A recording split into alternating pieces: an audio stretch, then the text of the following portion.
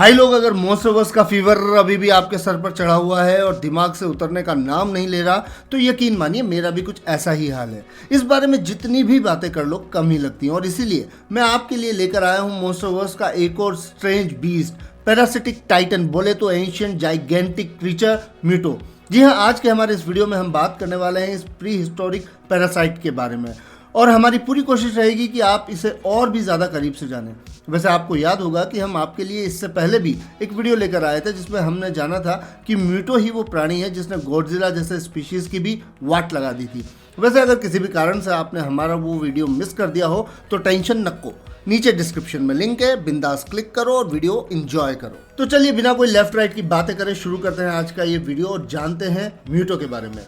सबसे पहले तो मैं आपको बता दूं कि म्यूटो यानी MUTO अपने आप में कोई नाम नहीं है जिसका कोई मतलब हो। दरअसल ये मैसिव अनआइडेंटिफाइड टेरेस्ट्रियल ऑर्गेनिज्म का एक्रोनिम है, बोले तो संक्षिप्त रूप। तो म्यूटो से हमारा सिल्वर स्क्रीन पर पहला राफ्ता हुआ था 2014 में आई फिल्म गॉडजिला में, जिसमें हमें वो मेन एंटागोनिस्ट के रूप में दिखा था। वैसे इन प्री हिस्टोरिक पैरासाइट्स यानी म्यूटोस का केवल और केवल एकमात्र लक्ष्य रेडिएशन की तलाश में घूमना, उसे कंज्यूम करना और रिप्रोडक्शन करना होता है। और अगर इनके जेंडर की बात करें तो म्यूटो सेक्सुअली डायमॉर्फिक है और मेल और फीमेल म्यूटो के बीच में नोटेबल डिफरेंसेस हैं जो क्लियरली देखे जा सकते हैं। जैसे फीमेल म्यूटो मेल म्यूटो से काफ़ी लंबी होती है और यहाँ काफ़ी का मतलब काफ़ी ज़्यादा है, बोले तो ऑलमोस्ट डबल। अगर वो अपने दो पैरों पर खड़ी हो जाए तो गॉडजिला की बराबरी कर सकती है। वैसे एक और मेजर पॉइंट है, जहाँ एक और फीमेल म्यूटो के शुरुआत से ही विंग्स होते हैं, वहीं मेल म्यूटो बिना विंग्स के पैदा होता है। पर ऐसा नहीं है कि वो हमेशा बिना पंखों के ही रहने वाला है। समय के साथ साथ कुछ मेटामॉर्फोसिस के बाद मेल म्यूटोस के विंग भी डेवलप हो जाते हैं। साथ ही जहाँ एक और मेल म्यूटो पैदा होते ही खुद को नरिश करने के लिए और फीमेल म्यूटो को इम्प्रेस करने के लिए रेडियो एक्टिव मटेरियल्स की तलाश में लग जाता है, वहीं फीमेल म्यूटो को रेडिएशन का फर्स्ट डोज मेल म्यूटो से ही मिलता है और जिसके बाद शुरू होती है उनकी अजब प्रेम की गजब कहानी। खैर आगे बढ़ते हैं और बात करते हैं इनके बॉडी स्ट्रक्चर की। फीमेल म्यूटो के लोअर एब्डोमेन पर एक पाउच के जैसा स्ट्रक्चर होता है जिसमें उसके अंडे रखे होते हैं जो जबरदस्त ग्लो करते हैं। फीमेल म्यूटो चलने के लिए अपने 6 पैरों का यूज करती है, जिनमें से 2 मेन पेयर होते हैं और एक पेयर फोरलिम्ब उसके एब्डोमेन पर होता है। वैसे देखा जाए तो मेल म्यूटो भी अपीयरेंस के मामले में फीमेल म्यूटो के जैसा ही दिखाई देता है, बस वो साइज में काफ़ी छोटा होता है और इसी कारण वो काफ़ी फुर्तीला भी होता है। चलने के लिए वो 4 पैरों का यूज़ करता है क्योंकि उसके आगे वाले पैर फ्यूचर में विंग्स में कन्वर्ट होते हैं जो देखने में काफ़ी लंबे और पॉइंटेड होते हैं। अब अगर इनके अंडों की बात करें तो म्यूटोस के एग ब्राइट ऑरेंज कलर के चमकदार होते हैं जिनका शेप स्फेरिकल होता है और साथ ही साथ सबसे खास बात यह है कि ये ऑलमोस्ट ट्रांसपेरेंट होते हैं, यानी आप उनके अंदर डेवलप होते एम्ब्रियो को आसानी से देख सकते हैं जो देखने में किसी मकड़ी की तरह दिखाई देते हैं। कसम से यार एक बात तो श्योर है, अगर टाइम रहते हुए ह्यूमन एनाटॉमी के बारे में इतना पढ़ लिया होता तो आज नाम के आगे डॉक्टर लगा होता। पर भाई साहब डॉक्टर बनना किसे था, और अगर मैं डॉक्टर बन जाता तो आप लोगों के लिए इतनी इंटरेस्टिंग वीडियोस कौन बनाता। तो भाई लोग मेरे इस महान बलिदान को ध्यान में रखते हुए फौरन वीडियो को लाइक और चैनल को सब्सक्राइब कर दीजिए। हो गया?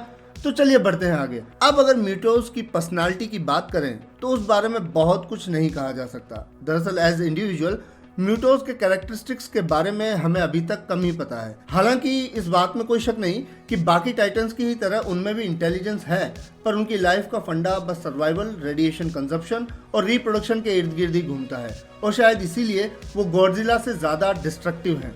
मेरा मतलब अगर गॉडजिला के रास्ते में कोई बड़ी बिल्डिंग या ब्रिज आ रहा होता है तो वो एक बार फिर भी कोशिश करता है कि उससे नुकसान पहुंचाए बिना उसकी साइड से निकल जाए, पर म्यूटोस के मामले में ऐसा नहीं है। इन भाई साहब को कोई फर्क नहीं पड़ता कि इनके रास्ते में क्या आ रहा है और क्या नहीं। ये बिना किसी सेकंड थॉट के अपने रास्ते में आने वाले हर हर्डल को तोड़ते हुए सीधा निकल जाते हैं। अब साला एटीट्यूड हो तो ऐसा, क्या बोलते हैं? वैसे ये बात तो शायद आप सभी जानते होंगे कि म्यूटोस काफ़ी पुराने पैरासिटिक टाइटन्स हैं और ये धरती के इतिहास में 250 से 300 मिलियन सालों से मौजूद भी हैं। और अगर art book Godzilla the art of destruction की माने तो इन्होंने अपने शुरुआती दौर में गॉडजिला स्पीशीज़ के मेंबर्स को मारकर अपने अंडे उन्हीं की रेडियो एक्टिव बॉडी के अंदर दिए थे जिससे उनके बच्चों को प्रॉपर न्यूट्रिशन मिलता रहे और शायद यही कारण है कि इन्हें गॉडजिला का सबसे बड़ा दुश्मन भी कहा जाता है। खैर ये अंडे देने के अलावा वो और कौन सी बातें हैं जो इन्हें इतना खतरनाक बनाती हैं? जी हाँ, मैं बात कर रहा हूँ इनकी एबिलिटीज़ की और इसमें सबसे पहले मेंशन करना चाहूँगा इनका बायो एटॉमिक नेचर। मतलब सिंपल सा है, म्यूटोस न्यूक्लियर एनर्जी के सहारे ही जिंदा रहते हैं और इसी से उन्हें स्ट्रेंथ और पावर मिलती है। उसके बाद आते हैं इनके डेडली क्लॉज। जी, मेल हो या फीमेल, इनके पैरों पर निकले हुए पंजे बहुत खतरनाक होते हैं और मजबूत से मजबूत दुश्मन को भी नानी याद दिलाने के लिए काफ़ी हैं। आपको अगर म्यूटो और गॉडजिला की सैन फ्रांसिस्को में हुई लड़ाई याद है तो आपको पता होगा कि कैसे अपने क्लॉज के अटैक से इसने गॉडजिला को घायल कर दिया था। ड्यूरेबिलिटी और इकोलोकेशन इनकी कुछ और एडिशनल एबिलिटीज़ हैं।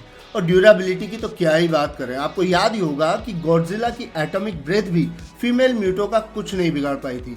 पर इन सब के अलावा इनकी सबसे फाड़ू एबिलिटी है EMP, बोले तो इलेक्ट्रोमैग्नेटिक पल्स। आपको सुनकर शायद यकीन नहीं होगा पर मेल म्यूटो के पंजों से निकली इलेक्ट्रोमैग्नेटिक पल्सेस इतनी स्ट्रांग होती हैं कि वो 5 मील के रेडियस के सारे इलेक्ट्रिक अप्लायंसेस को खराब कर सकती हैं। वहीं अगर फीमेल म्यूटो की बात करें तो वो मैडम तो एक कदम और आगे हैं। दरअसल फीमेल म्यूटो अपने चारों ओर एक EMP फील्ड क्रिएट कर सकती है। अब ये फील्ड भी काम तो सेम ही करती है, पर खास बात ये है कि ये कंस्टेंटली बनी रहती है। और ब्रेकिंग न्यूज़ ये कि म्यूटो अपनी इस एबिलिटी का कितनी भी बार यूज़ कर सकता है, इसकी लिमिट अभी तक पता नहीं चली है। हाँ, ये ज़रूर पता चला है कि उनकी ये एबिलिटी एक डिफेंस मैकेनिज्म के रूप में डेवलप हुई थी ताकि गॉडजिला को उनके एटॉमिक ब्रेथ के यूज से रोका जा सके। वैसे इनकी एक खास बात और है और वो ये कि उड़ने के साथ साथ ये ज़बरदस्त स्विमर भी होते हैं। बताइए अब इतना सर्वगुण संपन्न मॉन्स्टर और कहाँ मिलेगा। तो भाई लोग, ये थी म्यूटोस के बारे में वो सारी इन्फॉर्मेशन जिसे आप लोगों के साथ शेयर करने के लिए मैं न जाने कब से तड़प रहा था। पर ऐसा नहीं है कि हमने म्यूटोस के बारे में सब कुछ जान लिया है, अभी भी काफ़ी ऐसी बातें हैं जिन पर काफ़ी लंबी चर्चाएं हो सकती हैं। अगर आप इनके बारे में और जानना चाहते हैं तो प्लीज़ थोड़ा सा कष्ट उठाएं और नीचे कमेंट बॉक्स में लिखें। मैं प्रॉमिस करता हूँ कि एक और भी डिटेल्ड वीडियो आपके लिए ज़रूर लेकर आऊँगा। तो फिलहाल के लिए इतना ही, मैं आपसे जल्दी मिलता हूँ हमारी नेक्स्ट ऐसे ही एंटरटेनिंग और इंटरेस्टिंग वीडियो में।